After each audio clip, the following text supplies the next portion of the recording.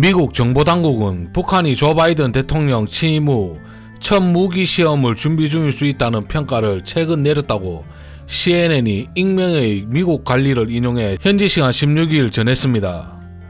북한 미사일 생산기지로 추정되는 평양 외곽 산음동 연구단지 인근의 차량 움직임을 최근 며칠 동안 주시해 왔다고 CNN은 전하며, 바이든 행정부 관리들은 북한의 무기 실험이 수일 안에 일어날 가능성을 염두에 두고 대응 방안을 논의 중인 것으로 알려졌습니다. 과거 북한은 신임 미국 행정부가 출범한 직후 핵실험이나 미사일 발사 등을 실시한 전례가 있어 이번에도 유사한 행보를 보일 것이라는 분석이 많습니다. 버락 오바마 행정부 출범 3개월 만인 2009년 4월 장거리 미사일을 쏘아 올린 바가 있고, 도널드 트럼프 전 대통령 취임 직후인 2017년 2월에도 탄도미사일을 시험 발사한 바가 있습니다. 현지 시간 16일 주요 외신 등에 따르면 글렌 벤 허크 북미 항공 우주방위사령부 사령관은 사령군사위원회에 제출한 서면 증언에서 북한과 이란을 악당 국가로 묘사하고 우리 군사적 이점을 무효화할 역량을 추구하고 사이버 무기 네트워크를 위협하며 북한의 경우 핵무기를 개발한다라고 목소리를 높였습니다. 벤 허크 사령관은 또 북한 정권의 ICBM 취급을 정권의 생존과 미국 군사행동 저지에 필요하다고 믿는다라고 설명했고, 이와 함께 지난 2020년 북한이 공개한 신형 ICBM을 거론하며 우리 국토에 제기하는 위협을 더욱 증가시킨다라고 평했습니다.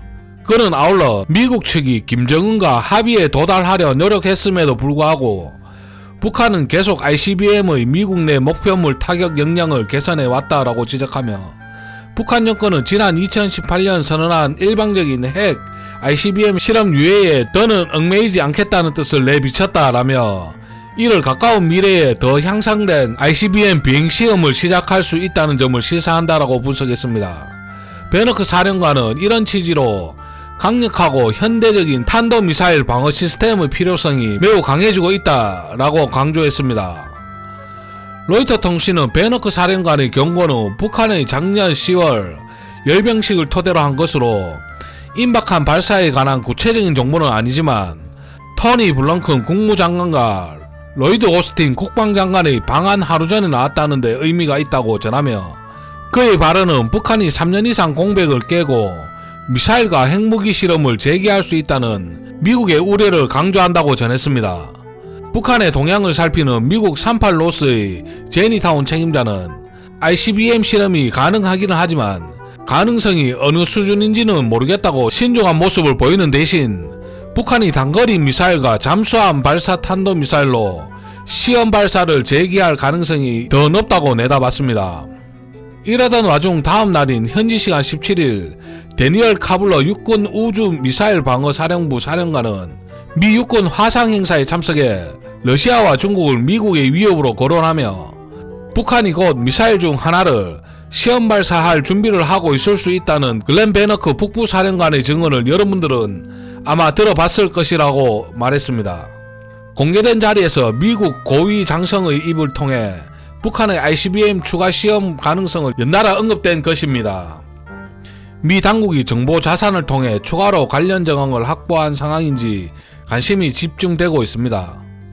네트 프라이스 국무대변인도 이날 트윗을 통해 한미 외교장관 회담 결과를 알리면서, 한미 외교장관은 오늘 서울에서 북한의 도발이나 무력 사용에 대한 방어와 억지, 무기 프로그램 범위 제한, 양국의 안전한 보호 등에 대한 공동 약속을 재확인했다고 적었습니다.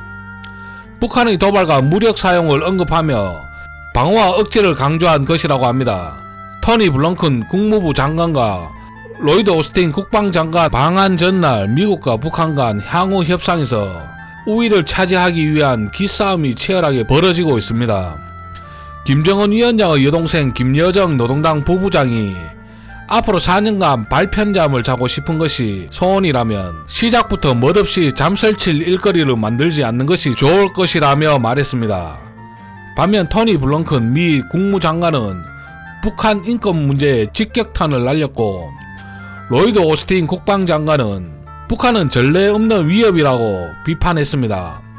이에 최선희 외무성 제1부상은 대조선 적대시 정책이 철회되지 않는 한 앞으로도 계속 이러한 미국의 접촉 시도를 무시할 것이라며 날을 세웠습니다.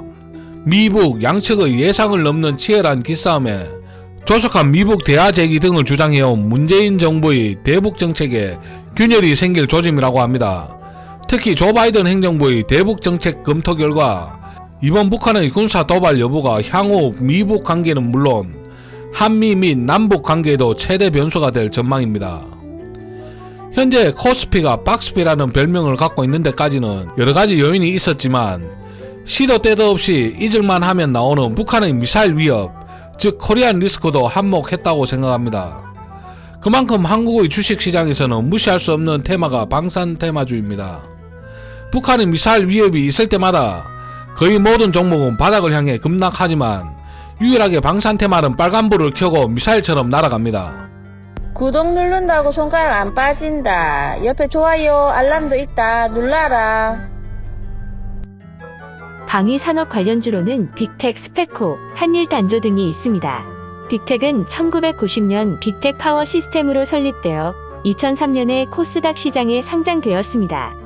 전자전 시스템 방향 탐지장치, 군용 전원 공급장치, 피아 식별장비, TICN 장치 및 기타 방산제품 등 방위사업 및 서울시 공공자전거 따릉이를 시작으로 공공자전거에 대여 단말기를 부착하여 무인으로 자전거를 대여 반납할 수 있는 공공자전거 무인 대여 시스템을 개발 판매하고 있습니다. 빅텍은 30년간의 방산 제품의 기술 개발 및 생산을 통하여 자주국방 실현에 기여해 왔으며 경쟁 우위를 확보하고 있습니다. 스페코는 특수목적용 건설기계 제조 및 철구조물 제작 및 판매업 등을 영위할 목적으로 1979년 설립되었으며 1997년 코스닥 시장에 상장되었습니다.